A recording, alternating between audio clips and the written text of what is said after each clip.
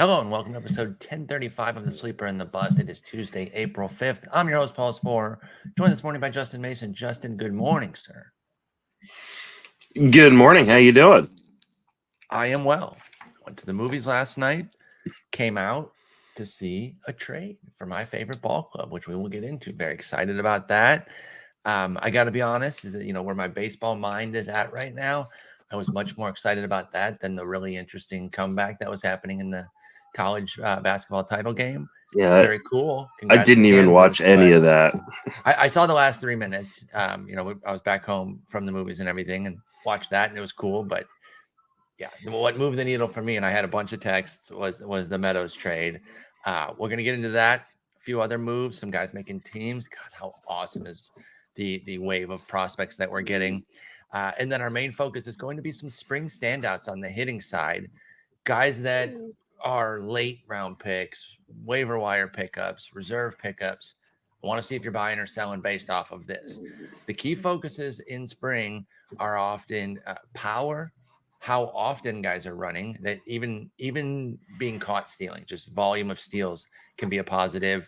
And then strikeouts and walks, of course, too. These are things that you can actually take away from spring and maybe indications of an upcoming breakout. So we'll get into some guys, but let's just start with the Meadows trade, Justin.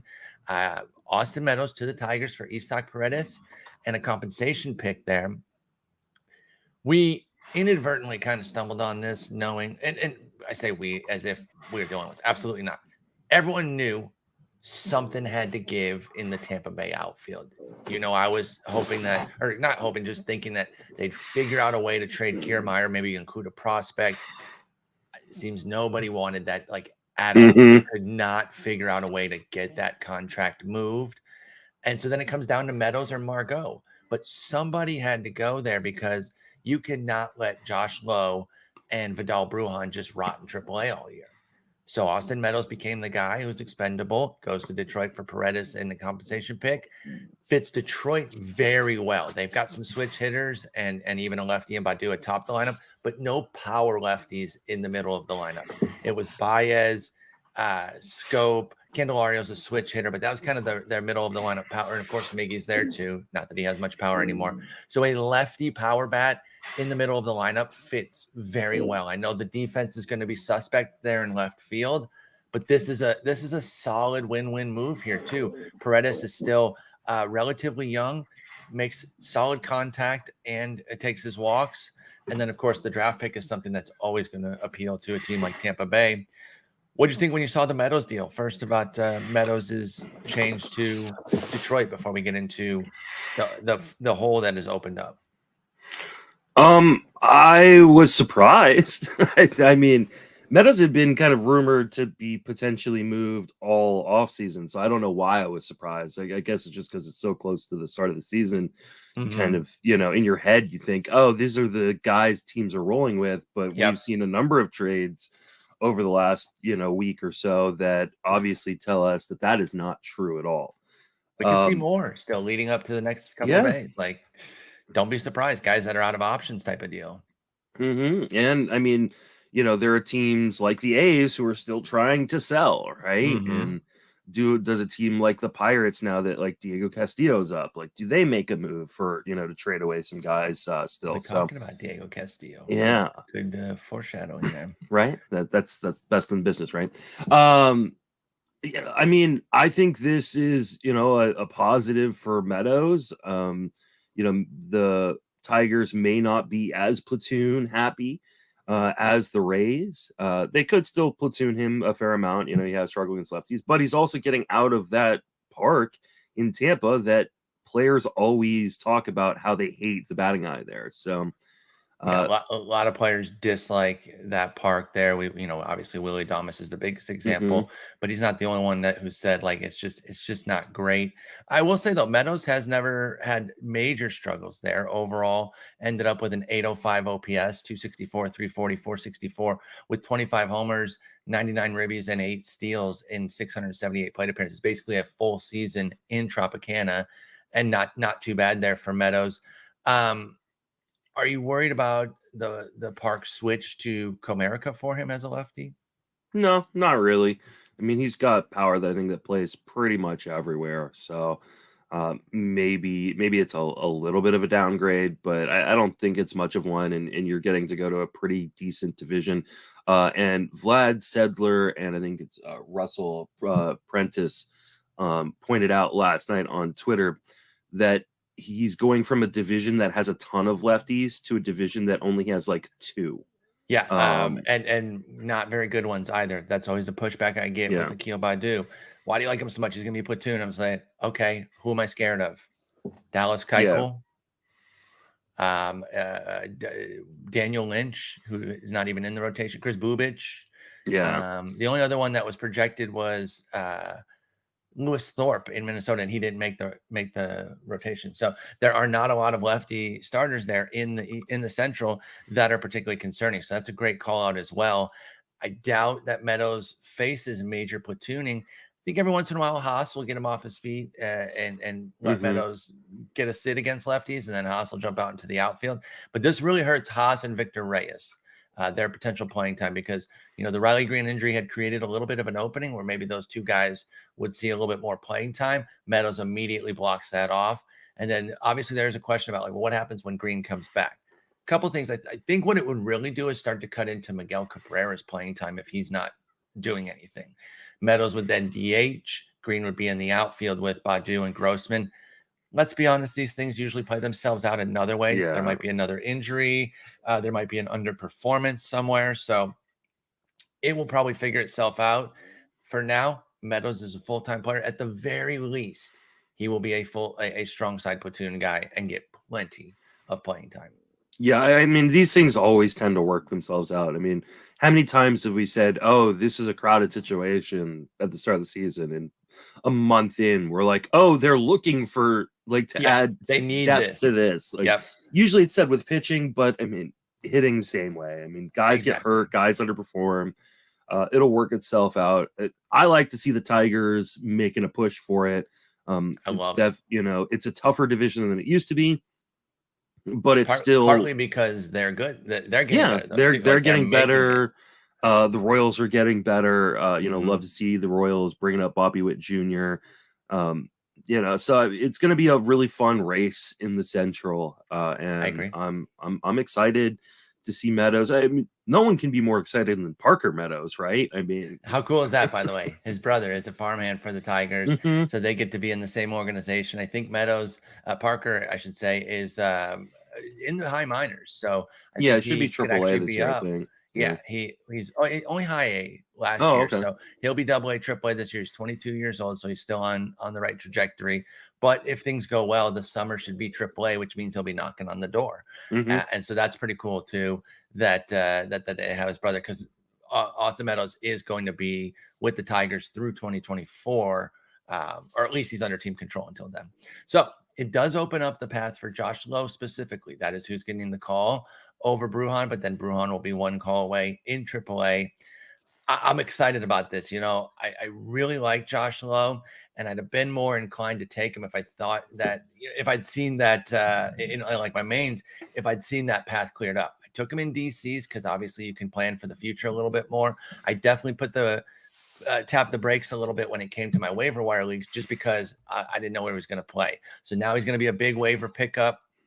I know it's going to cost a lot more, but I'm still in. I'm really excited about Josh Lowe. He's a power speed guy.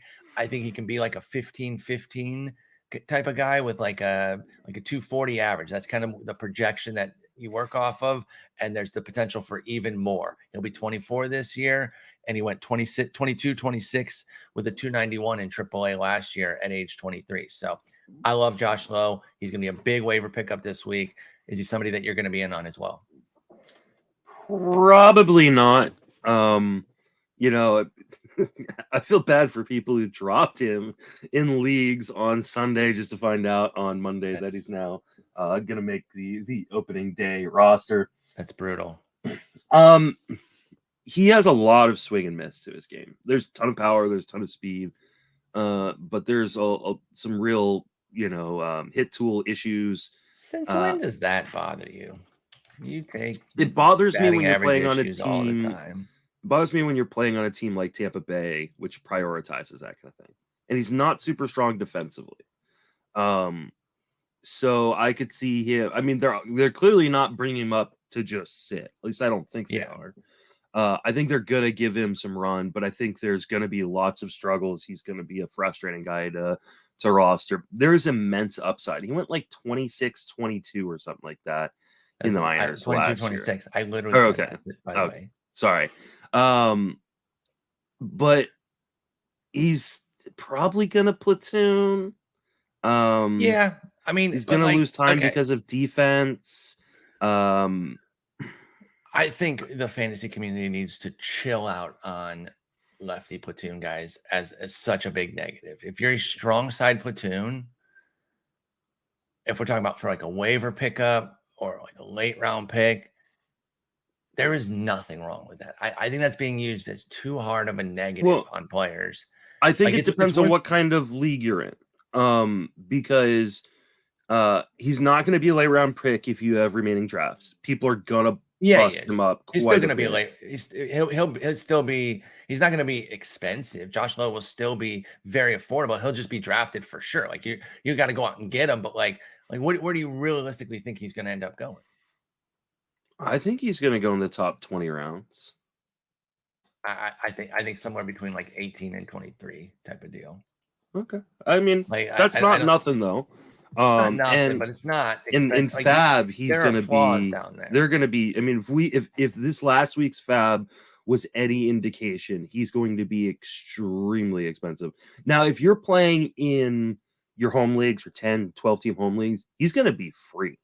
And like, I mean, nobody's going to be drafting him in most of your like standard ESPN, Yahoo, CBS leagues. You can probably get him off the waiver wire for extremely cheap outside of like, AL only leagues and things like that. I'm not sure I like Lowe for a 10-teamer. I think that's probably a little bit. I kind of like him a lot for a 10-teamer because you take that huge upside risk and he's a lot easier to cut. There's better risks though. I don't know that he quite, and I love him, but like, I don't know that Josh Lowe, I mean, there is the power speed. Yeah, I mean, I think that's the place you take the gamble. You haven't played in 10-teamers this year. I have not played in 10-teamers as well. Yeah, in a long time. But I don't know that he even somebody like you can keep an eye on him, but like those are three bench rosters. And which three outfielders usually like play leagues with deeper bench spots. Like that's what's that? People should be playing in leagues with deeper bench spots. Like I know that's the ESPN standard is. Yeah, play what you play. That's fine. But like I play in a league with 3 bench spots. It's a 3-sport league I play in, and it is like the cuts I have to make right now. It's how you keep the churn going. Mm-hmm. Now, here's why I'm going to say like that you're definitely wrong about Lowe as like a 10-teamer. On ESPN, Harrison Bader's 25% rostered. Harrison Bader is much further along on the low trajectory than Josh Lowe is. Bader is light years ahead of him. Like there's no reason to pick up Josh Lowe if Harrison Bader's on your waiver wire. And he's on the waiver wire of a lot of leagues. Where's Bader going to be hitting? Like I can't tell what the Cardinals are doing. I know that I think probably like 6. Okay, it's not too bad, I guess. Yeah, 6, 7. Joe Adell's 19% in ESPN. Mm-hmm. So again, I know you haven't played those leagues. I'm not trying to like talk down to you. I'm just saying I think the scope got to lower it or raise it up a bit. And I like Josh Lowe, but I think you can watch list him. And if he starts playing well early, you're probably right. Yeah. But I say I don't think you need to go pick him up right now. I mean, Manuel Margot is 5%. You love Manuel Margot. Are they really that different? I mean, I think this is like really great news for hopefully for Manny Margot. He's free and clear. Yeah, I think maybe I was just a year too early, which is super unfortunate because I don't think I have him anywhere. Nick Senzel is 3%. Sorry, that just one. Nick Senzel deserves to be 3%. I mean, he probably does, but that's the thing. So Josh Lowe can only be like 3 or 4% as well. So 12s, I think maybe he can start to make the cut in 12s. That was a 10-team that I'm looking at. 15s for sure. Now you said based on this weekend, you think he's going to be super expensive. Expound on that a bit because I thought I thought prices weren't actually too, like, there were a few guys that went crazy, like Matt Brash. Oh, yeah, Matt Brash was through the roof. I had leagues where CJ Abrams went for triple digits. I saw that in the main. Mm, He went for the he went for triple digits in 3 mains, including mhm. Gray and Donkey Teeth getting him for 111. Um, Here's what I'll say about Lowe. I think he'll be expensive. I'm not here to suggest that he won't be, because I'll be contributing to it in Yeah, I'm sure. my leagues. It depends who else is available, though, because if we Yeah. see a bevy of other guys continue to get called up, as we're seeing kind of day over day, plus a few more trades that open up spots, it might bring his price down because there might just be a big spread of guys. I think he's going to have some triple digit bids, but I don't know that he's going to be the Matt Brash of this week. That's what I'll say. Yeah, you could be right. I think, like I said, it really depends on who else is a surprise, like making it into Yeah. Who camp gets and called up? or if there's injuries. I mean, Lowe wasn't even supposed to be on the team. He's there because of a trade. Yeah. So if other trades happen, if injuries happen, guys, for some reason, like if for some reason someone went down in Pittsburgh and they decided to bring O'Neal Cruz up, or they still figure out a way to say that they're trying to work on his height or something. His height, he's too tall. Yes. Okay, so that's the Meadows Lowe fallout there. Mhm. We definitely need to pick up the pace, or else we're Yep. because I got my RotoWire spot. Julio Rodriguez makes the M's. We're super excited about that. He's drafted, all sorts of spots. He's still only 56% of ESPN. So Insanity. He's not even rostered at all the 10 teamers. Obviously, he needs to be. I think he's in all formats play. I don't care if you play 8 team. Go get Julio Rodriguez, because he has that game-changing upside to just be a pure beast. He had an amazing year last year, 2-level season, high and double A for Julio Rodriguez. Plate skills were off the charts. 162 WRC plus at high A, 173 at triple A. He had 13 homers and 21 steals in that time as well. And that was only 340 plate appearances too that he did that. Julio Rodriguez is amazing. He's getting the call, skipping AAA. What do you see from him this year?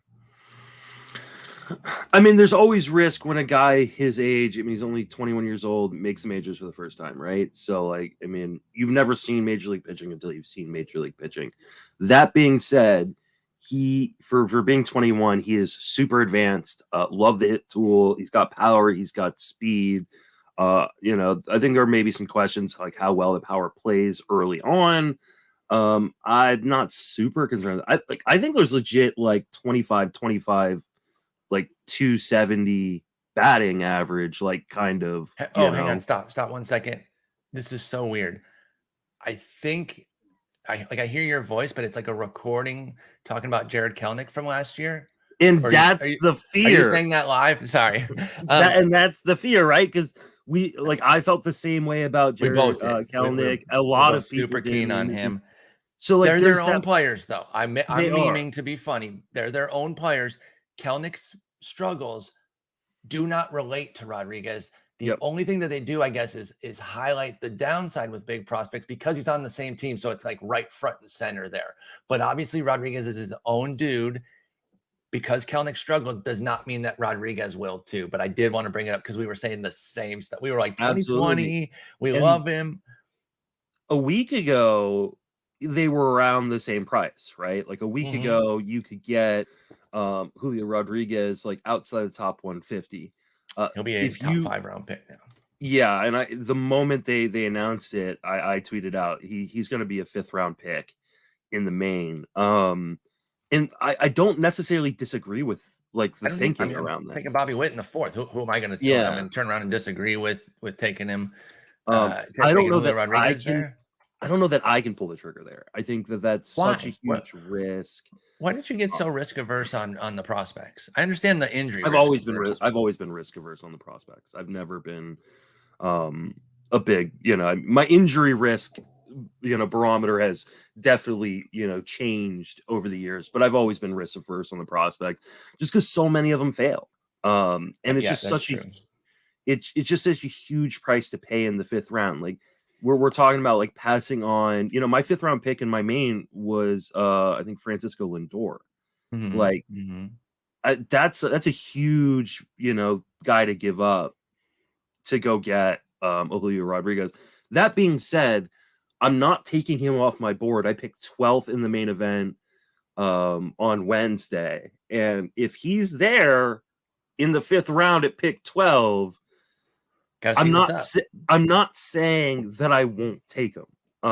So there were three mains yesterday. Mm-hmm. And he went min 47, Julio Rodriguez, min 47. Beginning of the 4th round. Max 126, though. So a room that was a lot more cautious. I mean, I'll take that. And then I don't know where he went in the middle one, because I'm just looking at min max, and he had a average of 91. I'm sure people that are smart could figure out. Yeah, you could figure it out pretty quickly. I'm not going to do it on air, but I'm going to say it's around like 80. I'm 80 terrified of math. Yeah. What did you say the ADP was? I can do it real fast. The ADP is 91, and then the min is 47. The max is 126. Okay.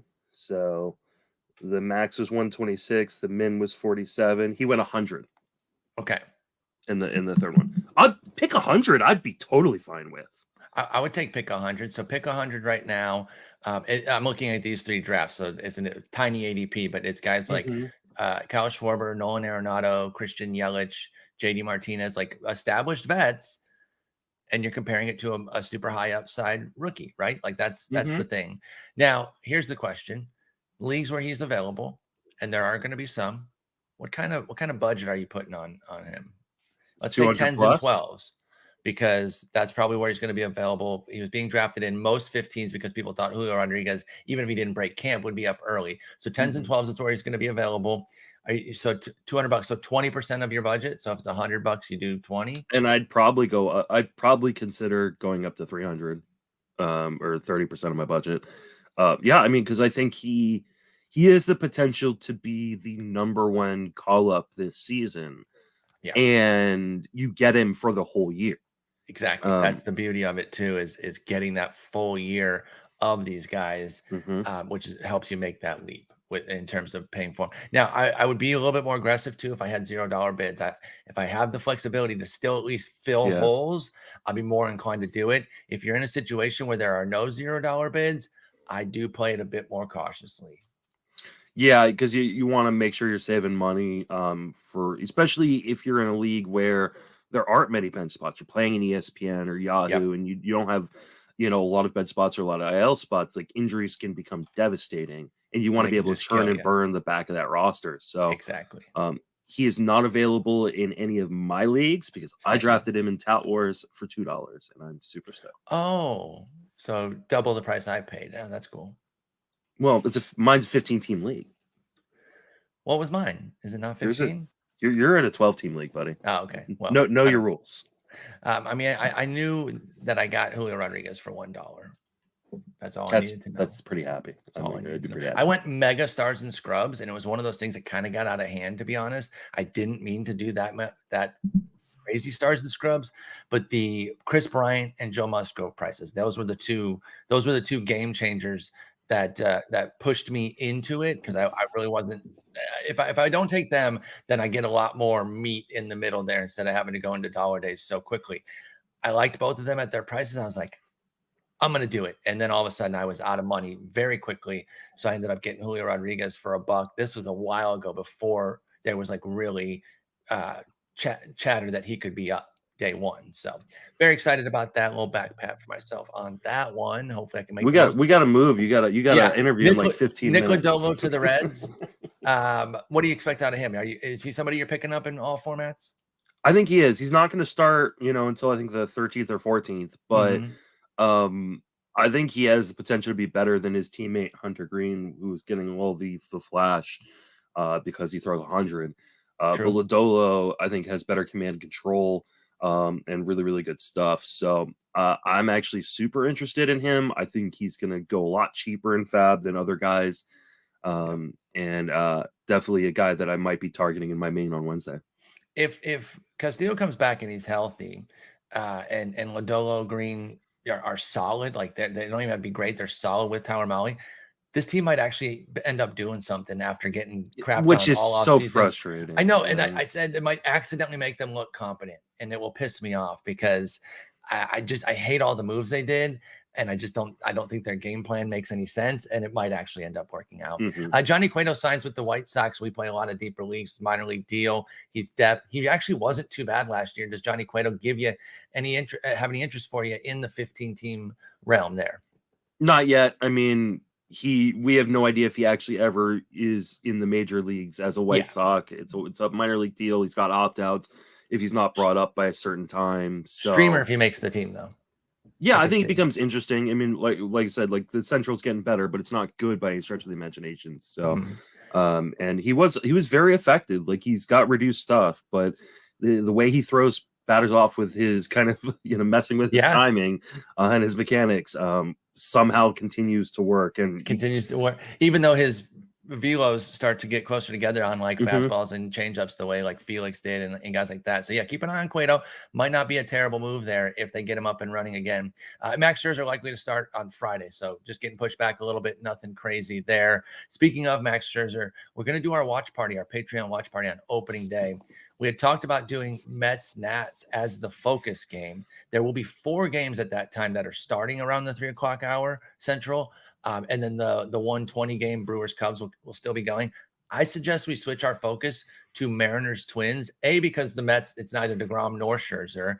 And then Patrick Corbin. I know it's your boy Patrick Corbin. And we will check in, right? We're going to be bouncing to all the games, but I think our focus I'll have it on the other TV.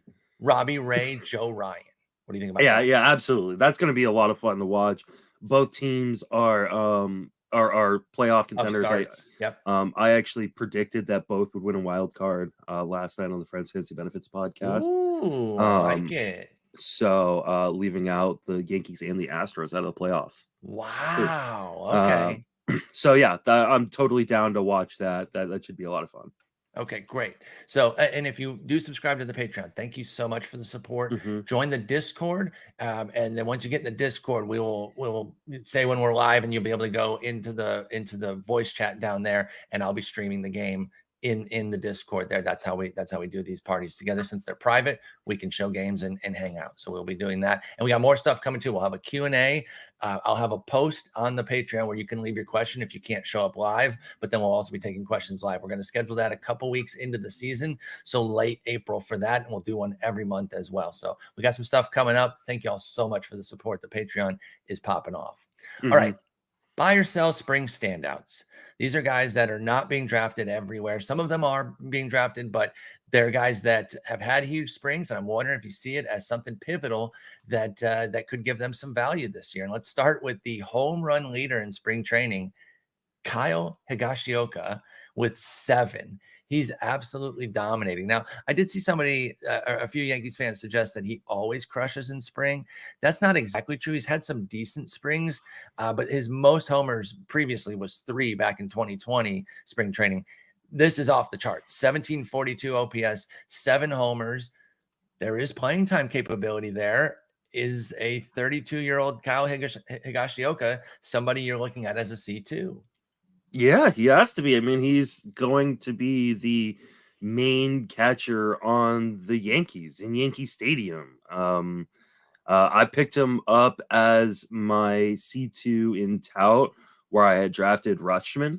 So I took your coverage there. in the reserves. And my hope is that he continues this hot streak and I can trade one of my catchers. That would be cool. Once Rutschman's up. So we'll see how it goes, but I mean, you're gambling when you take a C2 in a 12 or a 15. Exactly. You're gambling if you're taking a late C2 in a 10-team league. So a lot of times you're gambling with your C1 if you waited, right? Like if you take Mike Zunino, I think that's a gamble still. Like I know what he did last year, but I think you just ride the hot streak, right? And just hope that it carries on into the season. Like if he starts off the year 1 for 21, you drop him for the next crappy catcher. So, exactly. Just see what's up. But power over performance relative to your established norms is one of the key indicators in spring that does have some correlative value to a potential breakout. So even at 32, and catchers break out late a lot, they get that power going when they're well established as defenders. could be something there. Diego Castillo, you briefly mentioned him earlier in Pittsburgh, somebody that I'm keeping a close eye on. My friend Greg Martin, when Colin and I were doing our draft, he texted me for a late round pick. He's like, keep an eye on Diego Castillo. Talked it over with Colin. We ended up going ahead and taking him. 6 homers, which is, tied for second there. 394, 417, 939 slash line. Played really well for Pittsburgh. Should get full burn. I don't know exactly where he's going to bat in the lineup. We have him at 8 right now on roster resource. I feel like there's movement potential there because that lineup is horrendous outside of the top 4. What do you think of Diego Castillo, the batter, not the relief pitcher? To be honest, until I talked about him last night with Dylan White, who was on the Friends Fantasy Benefits podcast with me last night, I had no idea who he was. I'm not gonna lie and pretend like I'm I bring up my second base ranks.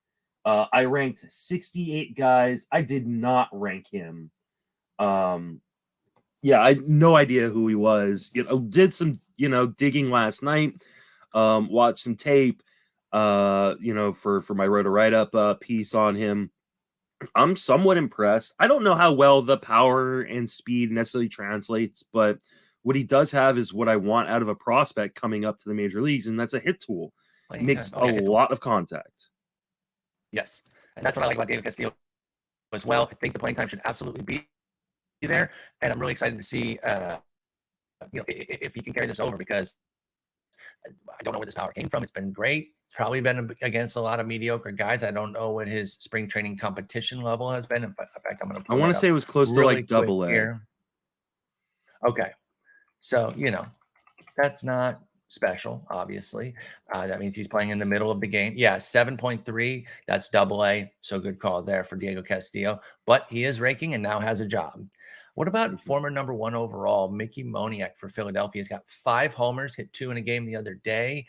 Obviously, has not panned out to the level of a number 1 overall, but there is some playing time potential there. Matt Vierling is currently penciled in at center field. There's nothing that's blocking Moniak if he, kind of takes over the playing time. Can he be somebody that finally starts to pay off on the dividends of what a number 1 overall should be? Definitely not on the dividends of what a number 1 overall should be, but can he be a useful MLB player? Absolutely. What about fantasy? I think I need to see more in terms of fantasy. I mean, like you said, right now it seems like he's penciled in for a bench role. Maybe you stash him in a really deep league. And then only obviously anybody with a heartbeat is worth. He probably should have already been like a reserve pick in NL only, right? Yeah. So I mean, there is pedigree.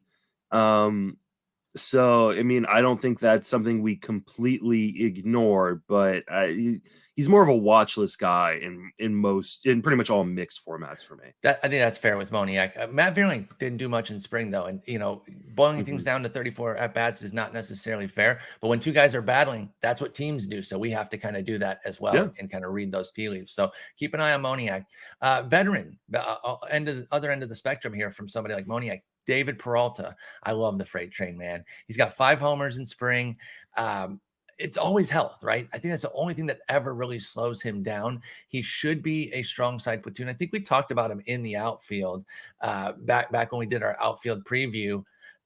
He's a guy I can't quit. I've always liked him. If Dusty's listening to this, he's laughing because I used to always be like, David Peralta. And then he finally hit that 30 homer season. And I was like, I told you. It only took 5 years. But can David Peralta find some more fantasy value? It's been a couple years since he's been all that relevant. Can he get back on track? I mean, he's projected to be a full-time bat hitting third. In a lineup that's not necessarily awful. Like, it's not a great team by especially at the top end where he'll be. You got Varsho and Marte hitting above you, Christian Walker. For some reason, we have Pavin Smith hitting 5th. I hope that's not the case, but he's garbage. He should be higher. You're right. You're right. Higher. I agree. Number 1 would like be high A. Smarter. But yeah, I mean, I want guys who are hitting 3rd full time in any lineup. I really don't care that it's in Arizona. Like I said, he's healthy. He's old, so when he starts to really struggle or gets injured, you just cut bait and move on to the next guy. But I mean, right now, hitting third in any lineup is a good spot to hit. Yeah, and like, wouldn't be surprised if David Peralta hit 275 with 20 homers. Like that is I mean, perfectly possible. His ADP, I'm sure, is like nothing. Is nothing. Like I'm not even sure he's being drafted in all of the drafts. I'm doing since 4-1, so there's 15 main events. He has been drafted in all 14 of them, but a 384 ADP for David Peralta. I mean, you theoretically getting a Michael Brantley at that point, right? Because I mean, he's a guy who can hit for a batting average, probably pop in 15 to 20 home runs, and just accumulate. Like there's value in that. Jorge Alfaro, somebody that you got me back in our draft there. We had a few snipes of each other. That was a good one. I was looking at him as my C2. I've never been a big Alfaro fan, but I saw that he was raking in spring, and I know that outfield is a potential avenue for him to get some playing time. And you know how I go with those non-catching catchers. 4 homers, 409, 458, 1,000 was his slash line. Can Alfaro get enough time to be a quality C2? I mean, obviously the bar for C2 is not that high. What do you think? You drafted him in our main, so you obviously have some excitement. What's up with Alfaro on his big spring? I don't know, because the Padres have said that they look at him as a catcher, not as an outfielder. He has played the outfield before, and outfielder. Yeah, Profar is like their left fielder right now. You know, there's a reason why they haven't traded one of these catchers, right? Like they have too many catchers on the roster. Mm-hmm. I think that Alfaro's spring is giving them some hope that maybe he can be more than just a catcher. So I took Nola in that league too, though. So I don't want, let's tone down too much of this catching. I got to keep my guy in the starting role. I think he is starting, and I think Carantini is the Darvish catcher. Yeah, but then Alfaro can get some burn. Yeah, I think between catching some days, DH some days, and in the outfield, he should be able to accumulate enough plate appearances as a C2. Yeah. So with the potential for a hell of a lot more if there's an injury. Or if he pops off. Or if he just pops off. Alfaro goes off and takes more playing time, then he's all of a sudden maybe a C1 type. But right now it's still C2 in 12s or deeper for Jorge Alfaro. Even 12 might be a little fringe, but 15s, of course, NL only as well. Here's one I really like, because I think playing time could be there. Sheldon Neuse is a guy that, and it's Neuse. That's Noisy. Back to Oakland. He started with them long ago, and he's such an Oakland type player. Just one of those guys that's like basically 45s and 50s across the board in terms of his scouting. A little bit of extra power there that he can tap into. Never really found the playing time. Goes to the Dodgers, which he's going to be buried there because of all the players that they have. Back to Oakland now. Having a big spring. I wonder if Sheldon Neuse has some upside that might intrigue you, because there could be playing time there. 4 homers, by the way, and an 1134 OPS. Yeah, I mean, he was pretty good in AAA last year. But it was with runs. LA, so there was no avenue, of course. Yeah, so I mean, the Dodgers, I should say. Right now, I think he's probably a short side platoon guy, but like I said, Oakland sucks, man. They could easily move him into a starting role if he's hitting, and he has been hitting. Outfield. So like, there's different avenues.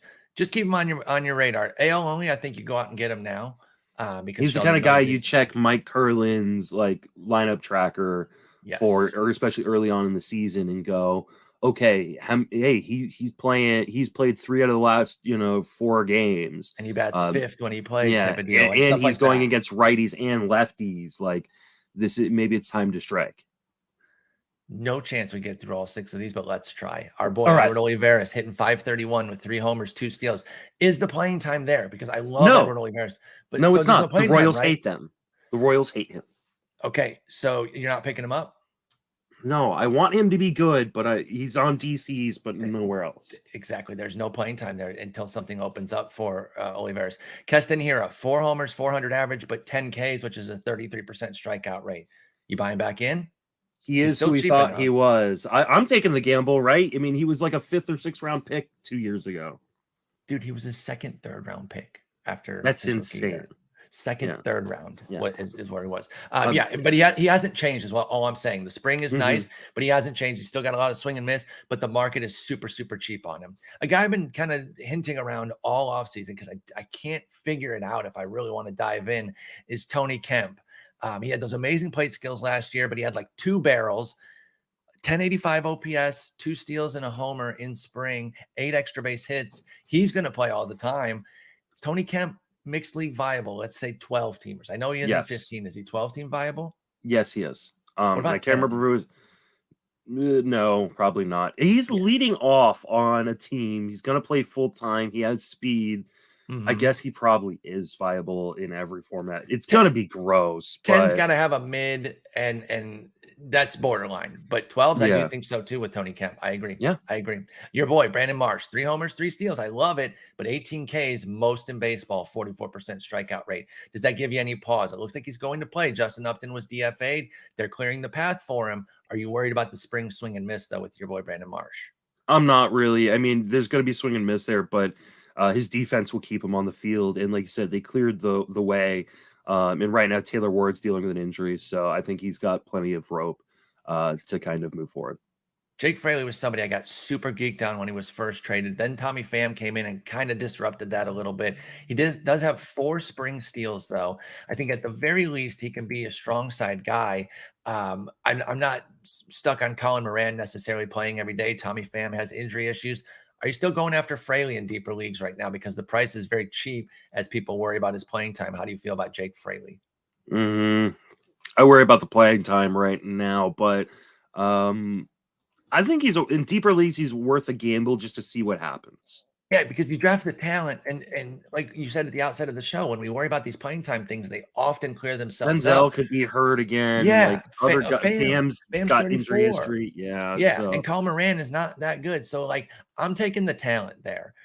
Yes, you want your playing time paths cleared as much as possible, but I'm still taking Fraley because, again, the discount has really come back because people are like, oh, well, now he's not playing. Back down the draft board he goes. And then the last one, Andres Jimenez, 409 average, 1.234 OPS, 4 steals. Is this the year that Andres Jimenez breaks out? yes, it's again because I didn't draft him everywhere like I did last year.